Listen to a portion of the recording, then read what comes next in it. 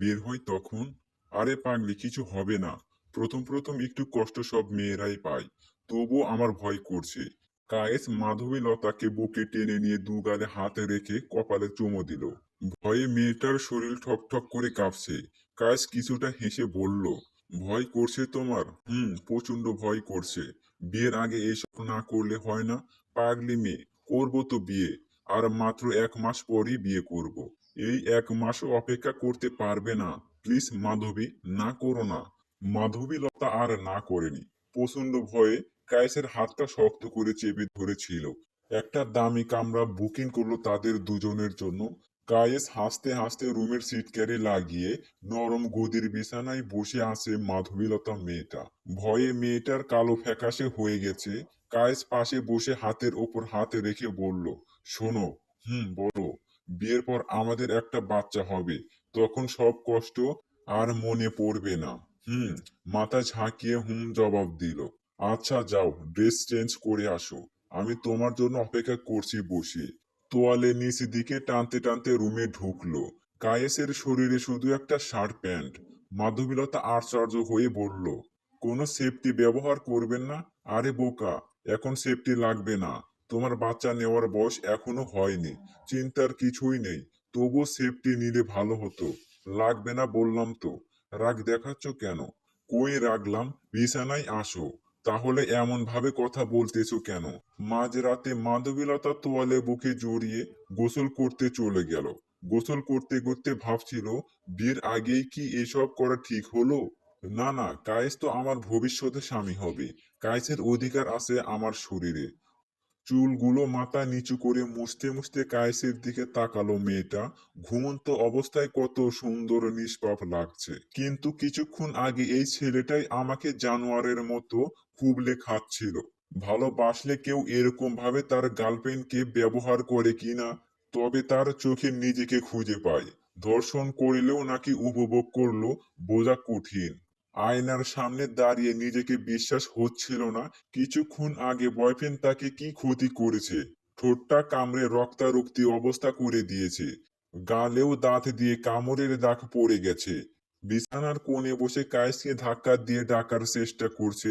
ঘুমের ঘরে কায়েস বিরক্ত নিয়ে বলল, কি হয়েছে? নিজেও ঘুমাবে না, অন্যকেও ঘুমাতে দিচ্ছ না। আমার বাসায় যেতে হবে। আব্বু আম্মু চিন্তা করছে হয়তো। একদিন বাসায় না গেলে কিছুই হবে না। আসো ঘুমাও। না কায়েস, আমার সারা শরীরে প্রচন্ড ব্যথা করছে। চলো না একটু, আমাকে বাসা পর্যন্ত এগিয়ে দিয়ে আসবে। বসো, আমি শার্ট প্যান্ট পরে রেডি হয়ে আসতেছি। বিরক্ত করে চেহারা নিয়ে কায়েস বের হলো। রাস্তা দিয়ে খুঁড়িয়ে খুঁড়িয়ে হেঁটে যাচ্ছিল মাধবীলতা। কায়েস রাগ দেখিয়ে বলল, অভিনয় করে হাঁটতে হবে না, স্বাভাবিকভাবে হেঁটে চলো। সত্যি আমার হাঁটতে অসুবিধা হচ্ছে, পাজা কোলা করে নাও না। হাঁটতে পারছি না তো। এভাবে গেলে চলো, না গেলে এখানে রাত কাটাও। মাধবীলতা যদি ছেলে হতো, অবশ্যই রাতটা রাস্তাতেই কাটিয়ে দিত। কায়েসের ব্যবহারও কেমন জানি খারাপ হয়ে যাচ্ছে। প্রথম রুম ডেটেই যদি আগ্রহ কমে যায়, তাহলে আমার চরিত্রের কালো দাগ কোনোদিনও মেশাতে পারবো না। বাসার কাছে আসতেই কোনো কিছু না বলে সিগারেট ধরিয়ে টানতে টানতে চলে যাচ্ছে কায়েস। কায়েসের এমন ব্যবহারে মাধবীলতা অন্যমনস্ক হতে লাগলো। এত অবহেলা কেন করছে আমার প্রতি? কায়েসের চাহিদা মিটে গেছে বলে কি আমাকে অবহেলা করছে? দরজায় কলিং বেলে দিতে হলো না, হালকা ধাক্কা দিতেই দরজা খুলে গেল। তার মানে মাধবীলতার আব্বু আম্মু এখনো জেগে আছে। তৃপ্তি পায়ে মাধবীলতা রুমে প্রবেশ করার চেষ্টা। তার আব্বু আম্মু সোফায় বসে গালে হাতে রাখা। চিন্তায় পড়লে যেমন হয় মানুষদের, না দেখার ভান করে মাধবীলতা সিঁড়ি বেয়ে উপরের রুমে চলে যাচ্ছিল। হঠাৎ পিছন থেকে ডাক পড়লো, মাধবীলতা এত রাত্রি করে বাড়ি ফিরলে কেন? কোথায় ছিলেন সারা রাত? মাথা নিচু করে বলে, জি আব্বু, বান্ধবীর বাসায় ছিলাম, কিছু পড়া বুঝিয়ে নেওয়ার জন্য। মাধবীলতার আব্বু। মাধবীলতার আম্মু রেগে গিয়ে বলল, মাঝরাতে পড়া বুঝিয়ে নিতে গিয়েছিলি, তাহলে খোঁড়াচ্ছিস কেন? মাধবীলতার আম্মু, আহ, বকছো কেন? একটাই তো মেয়ে, হয়তো কোথাও পড়ে গিয়ে ব্যথা পেয়ে গেছে। যাও ঘুমিয়ে পড়ো, কাল তো কলেজ আছে, সকাল সকাল উঠতে হবে। মাধবীলতার আব্বু, তুমি আর লাইট দিও না, লাইট দিতে দিতে মাথায় তুলে ফেলেছো। বড্ড জেদি মেয়ে আমার, কোনো কথাই শোনে না। মাধবীলতার আম্মু। বাচ্চা মেয়ে, বোঝে কম, একটু জেদি হবে। মাধবীলতার আব্বু। সারা রাত জেগে কার সঙ্গে যেন কথা বলে, আর তুমি বলছো বাচ্চা মেয়ে। একটু বেশিই খোঁজ খবর রাখতে হবে। বলা তো যায় না। মাধবীলতার আম্মু। হয়তো বান্ধবীর সাথে কথা বলে। আমাদের মেয়ে মোটেও এরকম নয়, বুঝলে? মাধবীলতার আব্বু। একদিন ঠিকই এর ফল ভোগ করতে হবে। মাধবীলতার আম্মু। মাধবীলতার আব্বু আম্মু অন্য রাতের মতোই ঘুমিয়ে পড়ল। এদিকে মাধবীলতার দু চোখে একটুও ঘুম ধরছে না। একবার এপাশ আবার ওপাশ ফিরছে নরম বালিশে মাথা রেখে। শরীরের ব্যথার সাথে কায়েসের আচরণ নিয়ে চিন্তায় বিভোর মেয়েটা। বারবার মনে একই প্রশ্ন উকি দিচ্ছে। কায়েস আমাকে বিয়ে করার স্বপ্ন দেখিয়ে ভোগ করছে না তো? পরের দিন ব্যথা শরীর নিয়ে কলেজ করতে যায়নি মাধবীলতা। সারাটা দিন নাভির নিচে ব্যথা অনুভব করে। দিনের পর দিন কেটে যাচ্ছে। বাড়ছে কায়েসের শরীরের ক্ষুধা। প্রতিনিয়ত রুম ডেটের অফার, যা মাধবীলতা একদমই পছন্দ করে না। সপ্তাহে 2-3 বার করে রুম ডেট। ভালোবাসার বদলে মনে হয় যেন ধর্ষণ করছে। একদিন প্রশ্ন করলো, মাধবী, কি ভাবছো? 1 মাস হয়ে গেল, কিন্তু তুমি এখনো বিয়ে করতে চাইছো না আমাকে। শুধু কি দেহের লোভ তোমার? চাকুরি পেলেই বিয়ে করব, এই নিয়ে তোমার চিন্তা করতে হবে না। তুমি শুধু আমাকে একটু আদরের স্পর্শ দিও, তাতেই চলবে। আদর নাকি দেহ ভোগ করার কথা বলছো? সাহস নিয়ে কথাটা বলেই দিল। তোমার দিব্যি, আমি তোমাকে বিয়ে করব। শুধু চাকরিটা পেতে দাও, তারপর দেখবে তোমাকে রাজরানী করে রাখবো। আমার দিব্যি কাটতে হবে না। এমন কোনো সময় নিয়ে যে নিজের জন্য আমাকে ব্যবহার করেনি। পিরিয়ড চলাকালীনও আমাকে তুমি নরপশুর মতো ভোগ করেছো, কিছুই বলিনি। কারণ তোমাকে ভালোবাসি। আমার চোখের জলেরও কোনো মূল্য নেই তোমার কাছে। ভালোবাসায় এত একটু আকটু হবেই। বারবার ভালোবাসার দোহাই দিয়ে ছেলেটা মাধবীলতাকে বিয়ের নাম করে ধর্ষণ করে যাচ্ছে। এখন আর মাধবীলতাকে মেসেজ অথবা ফোন দেওয়া গুরুত্ব মনে করে না। প্রতিদিন যদি একই খাবার বারবার দেওয়া হয়, তাহলে সেটার প্রতি ঘৃণা ধরে যায়। তেমনি মাধবীলতার প্রতিও কায়েসের ঘৃণা ধরে গেছে। কিছুদিন আগে তার জন্মবার্ষিকী গেল, সেদিন রাত 4টা পর্যন্ত জেগে থেকেও কোনো মেসেজ ফোন পায়নি। মেসেজ ফোন করার থেকেও বড় কিছু আশা করেছিল, যা করলে মাধবীলতা আশ্চর্য হয়ে যাবে। বাধ্য হয়ে নিজের থেকেই ফোন দিল। ওপাশ থেকে নরম কণ্ঠে ভেসে আসলো, কাঙ্ক্ষিত নাম্বারটি এখন ব্যস্ত আছে। বালিশ চাপা শব্দহীন কান্না, আর কিছুক্ষণ পরেই ফোন অন করে দেখা কোনো মেসেজ আসলো কিনা। কাঁদতে কাঁদতেই ঘুমিয়ে যায় মেয়েটা। মাধবীলতা ভোর সকালে উঠে যখন আয়নার সামনে দাঁড়িয়ে দাঁত দেখতে দেখতে ব্রাশ করছিল, হঠাৎ করেই বমি বমি ভাব অনুভব করলো। হালকা মাথা ঝিমোচ্ছে, মনের ভেতর অজানা আতঙ্কের একটা ভয় কাজ করছে। কায়েচ বলেছে এই বয়সে বাচ্চা হবে না, কিন্তু এমন কেন লাগছে? যেন পেটের ভেতর কেউ আসতেছে। মিথ্যা বলল না তো? মাধবীলতার আম্মু রুমে হয়রানের মতো খুঁজতে লাগলো। পিলের পাতা পেলে ওড়না নিচে লুকিয়ে এনে পানি দিয়ে সব কয়টা খেয়ে ফেললো। দিন দিন মাধবীলতার শরীর আরো গুরুতর ভাবে অসুস্থ হতে লাগলো। দিনের অর্ধেক সময় বাসাতেই থাকার চেষ্টা করে, কারণ মাঝে মাঝে সেন্সলেস হারিয়ে যায়। মনের ভেতর একটাই ভয়, বাড়িতে কোনোভাবেই এই বিষয়ে জানতে দেওয়া যাবে না। শরীরটা বেশি খারাপ লাগায় কলেজ থেকে আজ বাসায় তাড়াতাড়ি ফেরার চেষ্টা করে। বাসায় এসে কলিং বেল বাজাতেই নিচে মাথা ঘুরে পড়ে যায়। মাধবীলতার আম্মু এমন অবস্থা দেখে মেয়েটার মাধবীলতার আব্বুকে ফোন দিয়ে ডাক্তারের কাছে আসতে বলে। ডাক্তারের রোগী দেখার রুমে 3জনই বসে আছে। মাধবীলতা লজ্জায় মাথা নিচু করে আছে। ডাক্তার প্রথমে বলল, আপনার মেয়ে কি বিবাহিতা? ডাক্তার, না, কেন?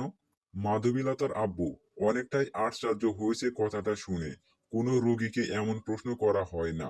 আপনার মেয়ের পেটে 7 মাসের বেশি সময় ধরে একটা বাচ্চা জন্ম নিচ্ছে। ডাক্তার এমন কথা শুনলে যে কোনো বাবা মায়েরই মনটা চাইবে মেয়েকে বিষ খাইয়ে মেরে ফেলে, কিন্তু কেউ সেটা করতে পারে না। হাজার হলেও সেটা তার সন্তান। মনে হচ্ছে আকাশ ভেঙে মাথায় চুরমার হয়ে পড়ছে। মাধবীলতার আম্মু মেয়ে হয় ভালো করে জানে বাচ্চা নষ্ট করা যায়।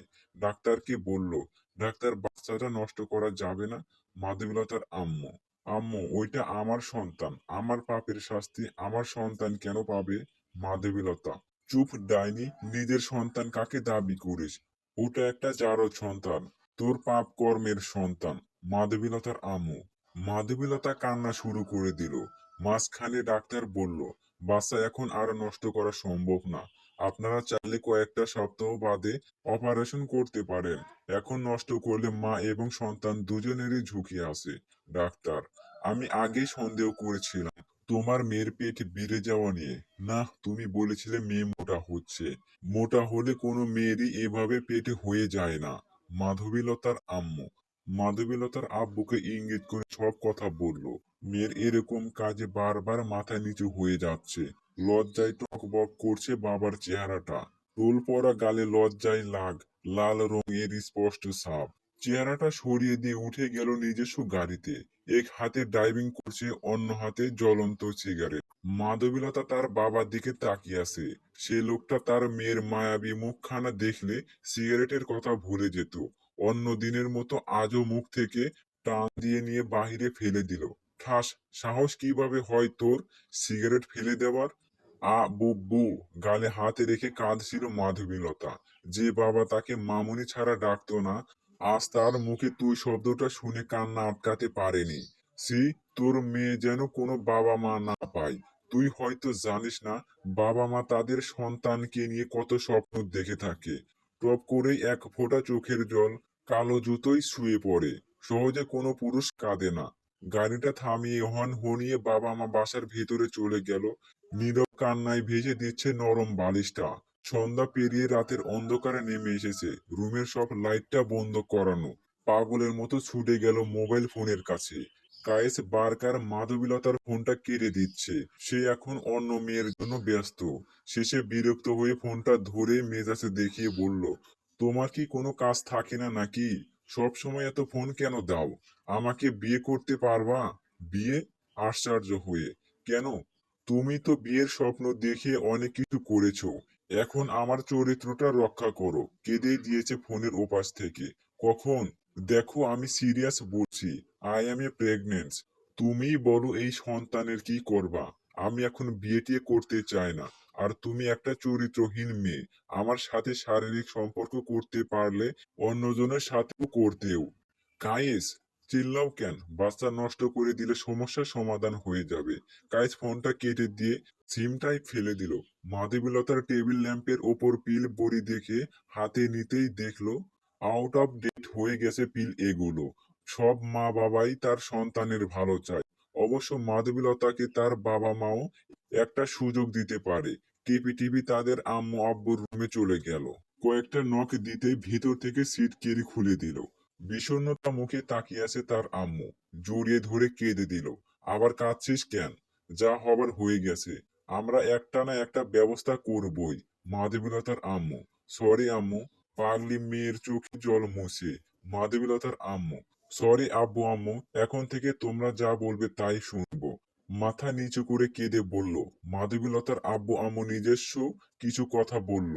আব্বু নড়ে চড়ে বসলো। হুট করে তার আম্মু বলল, তোর বাচ্চা হওয়ার ডেট আর কিছুদিন পর। আমরা জারজ বাচ্চাটা ফেলে দিতে চাই। মাধবীলতার আম্মু। না আম্মু, এসব তুমি কি বলো? হাজার হলেও সেটা আমার সন্তান। তুমি কি আমাকে মেরে ফেলতে পারবে? এই না বললি, যা বলবে তাই করব। মাধবীলতার আম্মু।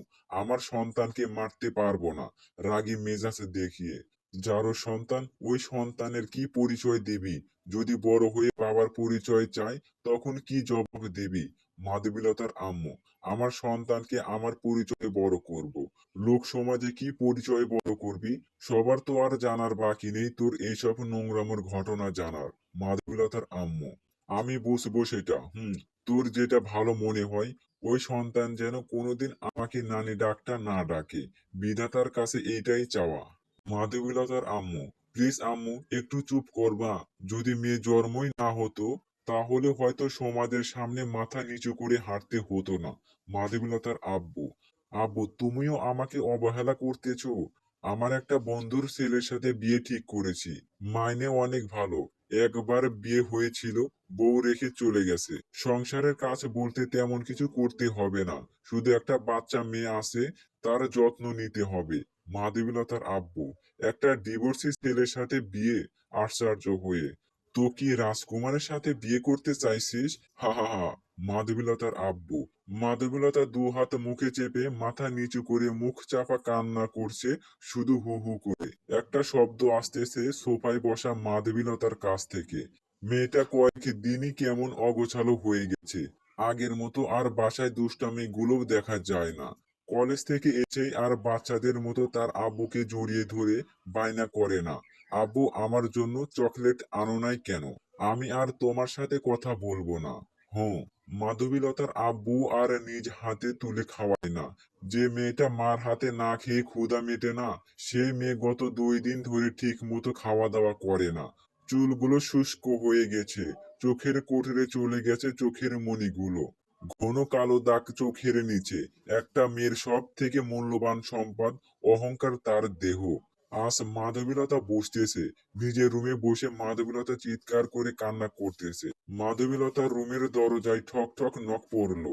সিটকেরি খুলে দিতেই দেখতে পেল তার আম্মু। খুশিতে আত্মহারা হয়ে গেল মাধবীলতা। হাতে প্লেটে উপর আর একটা প্লেট দিয়ে ঢেকে রেখেছে কিছু একটা।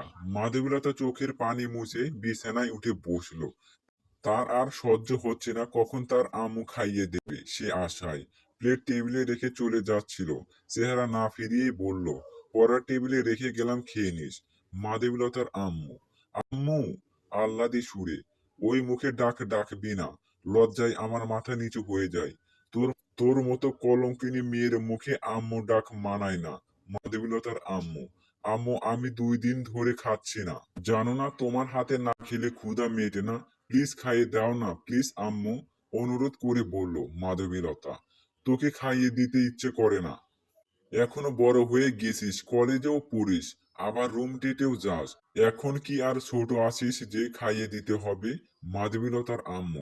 সরি আম্মু, এমন ভুল আর হবে না। মাথা নত করে। কিছু ভুলের কখনোই মেনে নেওয়া যায় না। বড় বড় ভুল সরি বললেই সমাধান করা যায় না।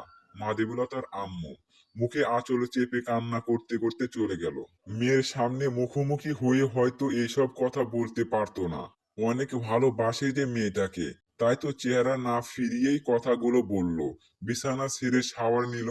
বেশ কিছুক্ষণ শাওয়ার নিল, যেন মনটা একটু ফ্রেশ হয়ে যায়। তোয়ালে দিয়ে মাথা ঝুঁকে চুল মুছতে মুছতে রুমে ঢুকে দেখলো বিছানায় পড়ে থাকা ফোনে অচেনা নাম্বার থেকে কল এসেছে। কেটে দিল কলটা। আবারও কল আসলো। বিরক্তি কল নিয়ে ধরে রাখ দেখিয়ে বলল, কি সমস্যা কি আপনার? বারবার বিরক্ত করছেন কেন? পরিচয় কি আপনার? আমি সোহান। আশ্চর্য হয়ে সোহান ছেলেটার নিজের নাম বলল। তার সাথে বিয়ে ঠিক করেছে, অথচ তার নামই জানে না, আবার রাখ দেখাচ্ছে। চিনলাম না আপনাকে। আপনি ঠিক করে বলুন তো, কেন আপনার বাবা মা আমার সম্পর্কে আপনাকে কিছু বলেনি? আমার সাথে তো আপনার বিয়ে ঠিক করা হয়েছে, আপনার বাবার বন্ধুর ছেলে। ও হ্যাঁ, চিনতে পারছি। আসলে খুব ব্যস্ত থাকার জন্য আপনাকে ফোন দিতে পারিনি। এক হাতে সংসারের সব কাজ, আর পিচ্চি মেয়েটাকে দেখাশোনা। এক কথা বলতে গেলে ব্যস্ততার উপর সময় কাটে। তবে হ্যাঁ, আমাদের যখন বিয়ে হবে তখন আপনাকে রান্নার কাজে হেল্প করতে পারি। আমার হাতে রান্না অনেক ভালো। হা হা হা। বিয়ের আগেই এত স্বপ্ন? আপনাকে এখন যে কথাটা বলবো, শুনলে বিয়ে করবেন না আমাকে? বলুন তাহলে। কিছু বলার আগেই ব্যালেন্স শেষ হয়ে গেল। সোহান ছেলেটা ভাবছে মেয়েটা কি খুব গুরুত্বপূর্ণ কথা বলতে চেয়েছিল, বললেও বলতে পারলো না। ঘড়িতে এখন 12টারও বেশি বাজে। মনে হয় না কোনো ফ্যাক্সিলোড খোলা আছে। এত রাতে গোসল করে ঠান্ডা ঠান্ডা লাগছে। কাঁদতে কাঁদতে ঘুমিয়ে যায় সেদিনের মতো। সোহান ছেলেটা আর কল করে না। বিজনেসম্যান লোকগুলো বিজনেস নিয়ে হয়তো ব্যস্ত, অথবা তার পিচ্ছি মেয়েটাকে নিয়ে। আজ মাধবীলতার নাভির নিচে প্রচন্ড ব্যথা অনুভব করছে। প্রসব ব্যথায় মেয়েটা। মাধবীলতা বিছানার চাদর টেনে ধরে আছে। চিৎকার করে বলে উঠল, আম্মু, আমার আর ব্যথা সহ্য করতে পারছি না। চিৎকারে পুরো বাড়ি নড়ে ওঠার মতো। পাগলের মতো হন্তদন্ত হয়ে ছুটে আসে তার আম্মু। তার আব্বু অফিসের কাজে ব্যস্ত। ক্যালেন্ডারের দিকে চোখ যেতেই দেখলো লাল মার্কার করা। নিচে লেখা আমার কিউট বাচ্চাটার জন্ম হওয়ার ডেট। মাধবীলতার আম্মু ভয়ে কাঁপছে। মাথা থেকে ঘাম ঝরছে। 17 বছর বয়সী একটা মেয়ে এত কম বয়সে বাচ্চা হতে গিয়ে যদি নিজের মেয়েটাকেই হারায়। ফোন তুলে তাড়াহুড়া করে মাধবীলতার আব্বুর নাম টাইপ করে। কল দিলেও রিং হচ্ছে। কিন্তু ফোন তুলছে না। মাধবীলতার আব্বু মিটিং এ থাকায় কলটা কেটে দিয়ে আবার মিটিং এ মনোযোগ হয়ে সবাইকে বোঝাচ্ছে। কাপা কাপা হাতে মেসেজ করলো, প্লিজ কলটা ধরো, মাধবীলতার খুব গুরুতর অবস্থা। মেসেজ দেখে কিছুটা ভয় ঢুকে গেছে মনের ভেতর। কিছু হলো না তো মেয়েটার? এবার কল করতেই ধরলো।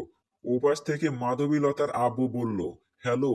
মাধবীলতার আম্মু, তোমার কণ্ঠ কেমন ভারী ভারী লাগছে, কি হয়েছে মাধবীলতার? কোনো দুর্ঘটনা হলো না তো? মাধবীলতার আব্বু রুমাল দিয়ে বারবার কপালের ঘাম মুছতেছে। আমি মাধবীলতাকে নিয়ে জিয়া মেডিকেলে নিয়ে যাচ্ছি, ওর শরীরটা খুব খারাপ। মাধবীলতার আম্মু, জিয়া মেডিকেল কেন? মাধবীলতার আব্বু, চিন্তা যেন ধীরে ধীরে মাধবীলতার আব্বুর বেড়ে যাচ্ছে। ফোনে সব বলা সম্ভব না, তুমি প্লিজ তাড়াতাড়ি চলে আসো। মাধবীলতার আম্মু। মাধবীলতার আব্বু এসে দেখে তার স্ত্রী একটা বেঞ্চে বসে ঝুঁকে কান্না করছে। পিঠে হাত রাখতেই চমকে উঠল, স্ত্রীকে জড়িয়ে ধরে চোখের জল মুছে দিয়ে বলল, সৃষ্টিকর্তা আছে আমাদের সাথে, তিনি আমাদের মেয়ের কিছুই হতে দেবে না, তার উপর বিশ্বাস রাখো। মাধবীলতার আব্বু, ভাবছিলাম আমাদের মেয়ের বাচ্চা হলে কি করব।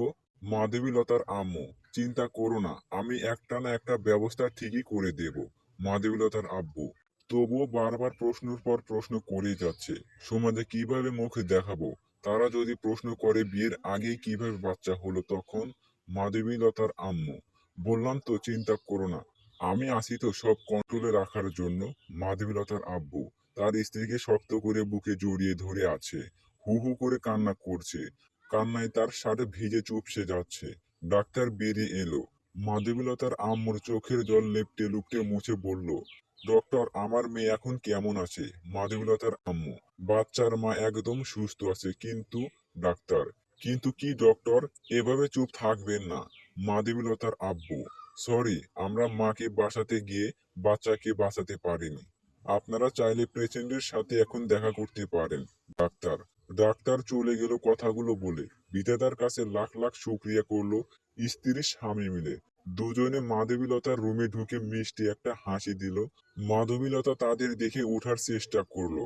তখন তার মাধবীলতার আম্মু বলল, উঠিস না, ডক্টর তোকে রেস্ট নিতে বলেছে।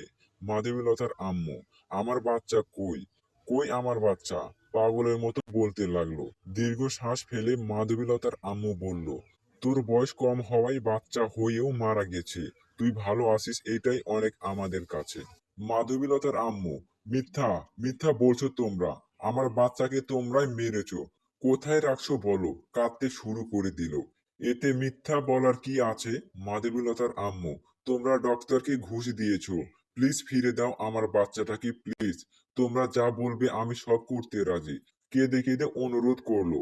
বিশ্বাস না হলে ডক্টরকে বল, তারাই জানে বাচ্চা মারা গেছে নাকি বেঁচে আছে। মাধবীলতার আম্মু, তোমরা এতটা নিষ্ঠুর কিভাবে হতে পারলে? একটা নিষ্পাপ বাচ্চাকে কেন মারলে? এখনো কাঁদছে। এরই মাঝে চলে আসে মাধবীলতার আব্বু। মাধবীলতার সন্তান হারানোর ভয়ে লক্ষ্য করেনি তার আব্বু বাইরে চলে গেছে কখন। ফল হাতে করে রুমে ঢুকলো। মা মেয়ে কি কথা হচ্ছে হুম? মাধবীলতার আব্বু, দেখো না তোমার মেয়ে কি সব আবোল তাবোল বকছে, আমরা নাকি ওর বাচ্চাকে মারার জন্য ঘুষ দিয়েছি। মাধবীলতার আব্বু, হ্যাঁ তোমরাই তো মেরেছো, তোমরা খুনি। গলা ফাটিয়ে বলল, চুপ, একদম চুপ। মাধবীলতার আব্বু একটা ধমকে পুরো রুম চুপ হয়ে গেল। বোঝাও তোমার মেয়েকে, কিছুতেই বুঝতে চাইছে না জারদ বাচ্চাটা মারা গেছে। মাধবীলতার আম্মু, শোন, বাচ্চাটার মুখ থেকে মা ডাক শোনার ভাগ্য ততর কপালে ছিল না, তাই মারা গেছে। যদি ততর ভাগ্যে থাকতো তাহলে অবশ্যই মা ডাক শুনতে পেতি। ভাগ্যের সাথে খেলা করে সবাই জিততে পারে না। ভুলে সব অতীত, নতুন ভাবে জীবন যাপন কর। মাধবীলতার আব্বু, কিন্তু আব্বু। মাঝখানে কথা বলা থামিয়ে দিল মাধবীলতা। আমি কোনো কিন্তু শুনতে চাই না। বিয়ের জন্য নিজেকে রেডি করো, আর মাত্র 6 দিন পর তোমার বিয়ে। মাধবীলতার আব্বু, আব্বু আমি বিয়ে করতে চাই না। কেন? কায়েসকে বিয়ে করতে ইচ্ছে করে, বল না তাহলে তোর কায়েসকে বিয়ে করতে। সব কথার এক কথাই আমি যাকে পছন্দ করেছি তার সাথেই তোর বিয়ে হবে। মাধবীলতার আব্বু কথাগুলো বলে উঠে চলে গেল তার অফিসের কাজে। কান্নায় ভেঙে পড়া মাধবীলতাকে তার আম্মু বারবার বুঝাচ্ছে। এইভাবেই কেটে গেল 6 দিন। কিন্তু মাধবীলতার এখনো কোনো বিয়ের প্রস্তুতি নেওয়া হয়নি। আগ্রহ থাকলে তো প্রস্তুতি নেবে। তার বান্ধবীরা হাতে স্বর্ণের বালা পরিয়ে দিচ্ছে, কেউ বা মেকআপ করিয়ে দিচ্ছে, কিন্তু বারবার মেকআপ গুলো লেপ্টে যাচ্ছে। এত কান্না করলে হয়, তার বান্ধবীর মন্তব্য। বান্ধবীরা মিটিমিটি হেসে হেসে ফুলসজ্জার রাতের দুষ্টু মিষ্টি গল্পের কথা। বাম হাতে শক্ত করে ধরে আছে বিষের বোতল। হয় কায়েসের সাথে পালাবে, নয়তো বিষ পানে মৃত্যু ঘটবে। কায়েসকে বারবার কল দেওয়ার চেষ্টা, প্রথম কয়েকবার কলটা গেলেও ধরেনি। মেসেজ দিল, মরা মুখ দেখার জন্য রেডি থাকো। হঠাৎ করে তার আম্মু রুমে ঢুকে বলল, তোমরা সবাই বাহিরে যাও। মাধবীলতার আম্মু, জি আচ্ছা আন্টি। বান্ধবীরা মাধবীলতাকে উদ্দেশ্য করে বলল, বাম হাতটা দে। সোহান তোর জন্য স্বর্ণের রিং পাঠিয়েছে। মাধবীলতার আম্মু, মনের ভেতর এক অজানা ভয় কাজ করছে। ঠোঁটে ঠোঁটে চেপে ধরে মাথা ঝাঁকিয়ে না বলে দিল। জোর করে বাম হাত পিঠের পিছন থেকে আনতেই অবাক হয়ে গেল। বিষের বোতল ধরে আছে। সর্বশক্তি দিয়ে ডান হাত গালে থাপ্পড় বসিয়ে দিল। মাধবীলতার চোখের পানি টলমল করছে। 5 আঙ্গুলের ছাপ স্পষ্ট বোঝা যাচ্ছে। হারামজাদি, আত্মহত্যার চেষ্টা করিস, থাক বন্দি হয়ে রুমের ভেতর। বিয়ে না করে চেয়েও বিয়ে হয়ে গেল। বাসর ঘরে ঘোমটা দিয়ে বসে আছে মাধবীলতা। বুক ধুকপুক ধুকপুক করছে ভয়ে। সোহান রুমে ঢুকে চিৎকারি লাগিয়ে দিল। সিটকারি লাগানো শব্দে ঘোমটার আড়াল থেকে মুখ তুলে তাকালো সোহানের দিকে। গলা ঝাড়িয়ে কাশি দিল, এহেম এহেম।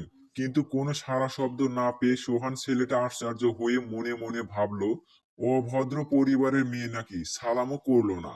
বিছানায় উঠে বসে কাঁধে হাত রেখে বলল, আপনার কি নার্ভাস লাগছে? প্রথমবার সবারই নার্ভাস লাগে, তবে আপনার সবার মতো বাসরাত হবে না। বলার আগে হাত সরিয়ে দিয়ে কাঁপতে কাঁপতে বলল, আমাকে ধরবেন না, দূরে থাকুন আপনি। মাধবীলতা ফুলচর্যার রাতে এমন কথা শোনার জন্য সোহান মোটেও প্রস্তুত ছিল না। মধু এমন একটা কথা বলবে স্বপ্নেও কল্পনা করেনি। প্রথম যেদিন বিয়ের কথা বলা হয়েছিল, মাধবীলতা নামটা শুনেই মনে মনে ভাবে, বাহ, বেশ সুন্দর নাম তো, মাধবীলতা। যদি মধু নামে ডাকি তাহলে আরো সুন্দর মানাবে। তখন মাধবীলতার আব্বু হালকা ধাক্কা দিয়ে বলে, সোহান, তুমি কি কিছু ভাবছো? মাধবীলতার আব্বু। সোহান আমতা আমতা করে বলে, না আঙ্কেল, আমি বিয়েতে রাজি, যদি কনে রাজি থাকে। সোহান আশ্চর্য হয়ে বলল, ছবি না দেখেই পছন্দ করলে? তবে আর যাই বলো না কেন, মেয়ে আমার কিন্তু মাশা আল্লাহ দেখতে, ছবির থেকেও সুন্দরী। সায় আয়েশ করে চুমুক দিয়ে মৃদু হেসে বলল। মাধবীলতার আব্বু, নিজের মেয়ের এরকম প্রশংসা শুনে প্রথম দিনই খটকা লাগে। এত রূপবতী হওয়ার সত্ত্বেও কেন আমার মতো ডিভোর্সি ছেলেকে পছন্দ করলো বিয়ের জন্য? সোহান নীরবতা ভেঙে বলল, ছবি দেখেই বাহ বাহ দিতে চাইছেন? এক সময় না হয় সরাসরি দেখা করব। আজ উঠি, একটা আর্জেন্ট মিটিং আছে। হাত ঘড়ির দিকে তাকিয়ে বলল। হঠাৎ করে কাপা কাপা মেয়ালি কণ্ঠে সোহানের কানে আসলো। কল্পনাতে হিম হয়ে থাকা চোখ বাস্তবে ফিরে মাধবীলতার দিকে তাকালো। লাল বেনারসিতে পরীর মতো সুন্দর একটা মেয়ে তার কাছে বসে আছে। সোহানের বিশ্বাস হচ্ছে না, 34 বছর বয়সেও এমন একটা ফুলের মতো মেয়ে পেয়েছে বউ হিসাবে। হাত বাড়িয়ে ঘোমটা তুলে দিয়ে অজান্তেই ঠোঁটে নিচে একটা চুমু দিতে গিয়েও থেমে যায়। মাধবীলতার ঠোঁটে আঙুল চেপে পিছনে সরিয়ে দেয় মুখ। এসব কি করছেন? আমি আপনার বউ, কোনো পতিতা নয় যে আমাকে উপভোগ করবেন। মাধবীলতা, কিন্তু কেন? সোহান, আমি আপনাকে স্বামীর অধিকার দিতে পারবো না। আর আপনার লজ্জা করে না এই বয়সে এত কম বয়সী মেয়েকে বিয়ে করতে? ছি। মাধবীলতা, সরি, নিজের অজান্তেই চুমুটা দিয়েছিলাম। আমি বিয়ে করি আমার পিচ্চি মেয়েটার জন্য। সোহান দীর্ঘ শ্বাস ছেড়ে বলে, বিয়ের জন্য কেন? কিছু বুঝলাম না, পরিষ্কার করে বলুন। মাধবীলতা, একদিন মাঝরাতে মাতাল হয়ে বাড়ি ফিরে দেখলাম দরজাটা এখনো খোলা। সোহান কথার মাঝখানে প্রশ্ন করে ওঠে, নেশা করেন কেন? মাধবীলতা, সম্পূর্ণ ঘটনা তো আগে শুনুন, তারপর প্রশ্ন। ভয় হলো মনে, পিচ্চি মেয়েটার কিছু হলো না তো আবার? চিৎকারি লাগিয়ে দিতেই হুর হুর করে কান্নার শব্দ ভেসে এলো কানে। পিচ্চি মেয়েটা ফ্লোরে বসে হাঁটুর সঙ্গে মাথা ঠেকিয়ে কান্না করছে। মাথায় হাত বুলিয়ে দিয়ে প্রশ্ন করেছিলাম, মামনি কাঁদছো কেন? কেউ কি মারছে তোমাকে? জুড়ে ধরে কেঁদে বলে, আব্বু তুমি পচা, কি সব খাও? আমি ওইসব পছন্দ করি না। কিভাবে বলি এইটুকু পিচ্চি মেয়েকে আমি ওর আম্মুর জন্য নেশা করি? আমাকে ছেড়ে অন্যজনের হাত ধরে পালিয়েছে। মুচকি হেসে বলেছিলাম, আর খাবো না। হালকা একটু মাথা তুলে বলে, প্রমিস করো। আবারও মুচকি হেসে বললাম, প্রমিস। কিন্তু আবারও কান্না শুরু করে দিল। কাঁদছো কেন আবার? বললাম তো খাবো না। এই কান ধরছি। কান ধরে বলি। কান্না জড়িত কণ্ঠে বলে, জানো আব্বু, সবারই আম্মু নিতে আসে স্কুলে, শুধু আমার আম্মুই আসে না। কই গেছে আমার আম্মু? সেদিন কথা বলার ভাষা হারিয়ে ফেলেছিলাম। কিভাবে বোঝাবো তার আম্মু পরকীয়ায় আসক্ত হয়ে অন্যজনের হাত ধরে পালিয়েছে? এক নিঃশ্বাসে সবগুলো কথা বলে সোহান। সমস্যা নেই, আমি আপনার সন্তানের যত্ন নেব, কিন্তু বইয়ের অধিকার চাইবেন না প্লিজ। মাধবীলতা, ধন্যবাদ আপনাকে হেল্প করার জন্য। সোহান, আমি ভার্জিন না, আমি একজন ইচ্ছাকৃত ধর্ষিতা মেয়ে। তবু বিয়ে করেছেন কেন? মাধবীতা, চোখের পানি টলমল করছে কথাগুলো বলে। আমি জানতাম না এই বিষয়টা। সোহান, না জানারই কথা। আব্বু কখনোই জানাতেন না, কারণ জানলে হয়তো না করে দিতেন বিয়ের প্রস্তাব। মাধবীলতা, সি, ঘৃণা হয় আপনাদের মতো মেয়েদের নিয়ে। দেহ দিয়ে কি বোঝাতে চেয়েছিলেন আপনার বয়ফ্রেন্ডকে?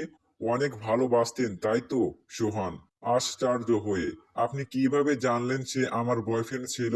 মাধবীলতা, আগে যার সঙ্গে সংসার করতাম তারও একই কাহিনী। সেই জন্যই তো অন্যের সাথে পালিয়েছে। আমি আপনার কাছে অধিকার চাই না, শুধু আমার সন্তানের যত্ন নিলেই হবে। সোহান, মাধবীলতা। সাধারণভাবেই শব্দটা বলল মাধবীতা। পাশের রুম থেকে এনে মাধবীতার কাছে শুয়ে দিয়ে চলে গেল অন্য রুমে। আর সবার মতো তাদের সেই রাতটি সুখের হয়নি, ভাগ্যে ছিল না হয়তো। ঘুমের ঘরে মাধবীতা ছটফট করছে।